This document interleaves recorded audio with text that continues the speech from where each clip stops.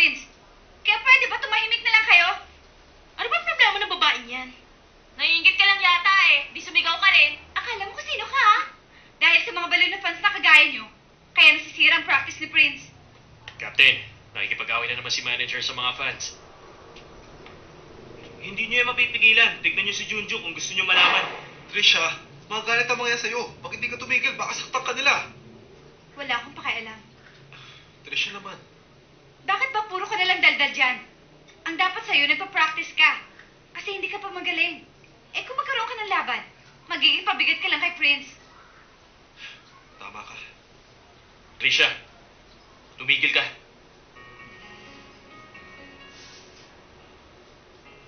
Sandali, ano ba relasyon ni Brian sa babaeng yan? Oo nga, parang close pa sila. Anong pakialam niyo dyan? Antipato ko pala. Halika na nga. Tayo na nga. Pinagtatanggol niya si Trisha.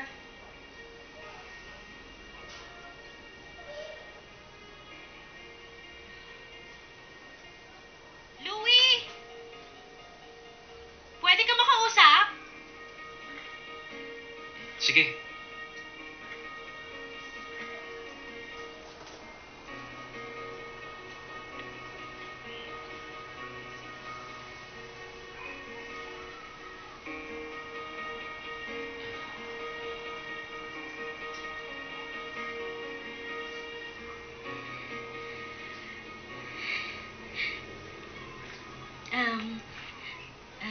Basta kahit anong mangyari, basta friends pa rin tayo, ha? Okay. Queenie? Sana magkaibigan pa rin tayo. Alright. Sister, ayusin mo na nga yung pagmumukha mo dyan. Wala ka namang utang sa amin, no?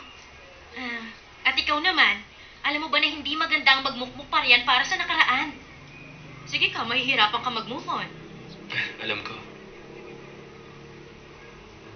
Ayos, ngayon may kailangan si Queenie sa'yo. Ano yun? Prince, gusto mo ng tubig? Ayoko. At hindi ako si Prince. Dito muna kayong lahat. Hihingin ko lang ang opinion ninyo. Captain, ano sasabihin mo? Alam nating masyado nang sumisikat ang team. Walang masama dito. Kaya, Everybody! Ang muling pagbabalik ng original. Ang manager nating si Queenie. Ano? Kalokohan yan. Tutol ako. Ay talaga? Tutol naman ako sa pagtutol mo.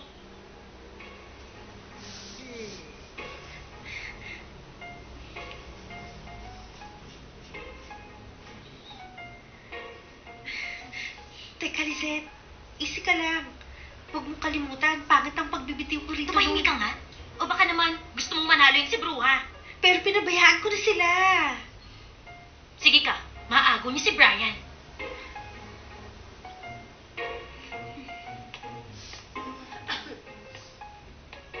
Hoy, babae. May bago na manager. At ako yon. Pag pumalpak ka dyan sa work mo, siya na ang papalit sa'yo. Lizette, ang mga player ang concerned dito. Kaya sila magde-decide. O ano sa tingin ninyo? Parehong mahusay sina Trisha at Queenie at pareho nila gusto maging manager. Magbobotohan tayo. Kung sino may gusto kay Trisha na maging manager, itaas ang kamay. Bakit hindi na lang silang dalawa para mas maganda? Kasi pag isa lang, parang hindi gaya. Promise, gagalingan ko na talaga ngayon.